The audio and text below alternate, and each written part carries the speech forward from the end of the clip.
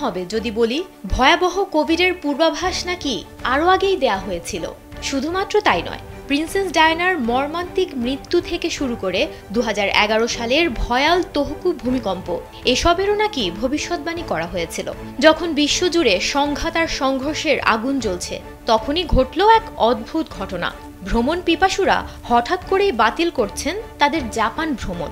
অবাক করার মতো বিষয় হলো, যেখানে জুনের শেষ এবং জুলাইয়ের শুরুতে জাপানগামী ফ্লাইটের বুকিং সর্বোচ্চ থাকে, সেখানে তা নেমে এসেছে মাত্র 40%। জানা যায় এক ভয়াবহ প্রাকৃতিক দুর্যোগের ভবিষ্যৎবাণী নিয়ে তোলপাড় সৃষ্টি হয়েছে। এর ফলে অসংখ্য মানুষ তাদের জাপান ভ্রমণ বাতিল করছেন। স্যান্ডেলিনা সো, রূপচর্চায় আভিজাত্য। ভারতীয় সংবাদ মাধ্যম এনডিটিভি জানিয়েছে, আলোচিত এই ভবিষ্যৎবাণীটি করেন জাপানি মাঙ্গা শিল্পী রিও তাতসুকি, যিনি নতুন বাবা ভাঙ্গা নামে পরিচিত। ঘটনার সূত্রপাত 1999 সালে প্রকাশিত মাঙ্গা সিরিজ দ্য ফিউচার আইস থেকে।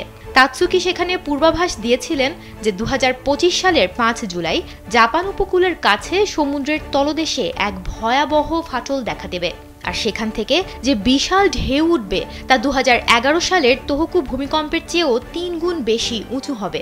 এই শির দ্বারা কাঁপানো সতর্কতা বহু মানুষের মনে চরম ভয় ঢুকিয়ে দিয়েছে।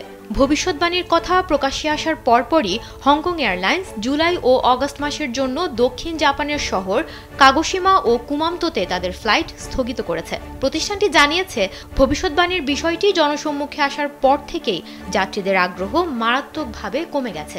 তবে আরও চিন্তার বিষয় হলো, রিও তাতসুকি শুধু এই ভবিষ্যৎবাণী করেননি, তিনি এও দাবি করেছিলেন যে 2030 সালে কোভিডের চেয়েও ভয়াবহ নতুন মহামারী আসবে।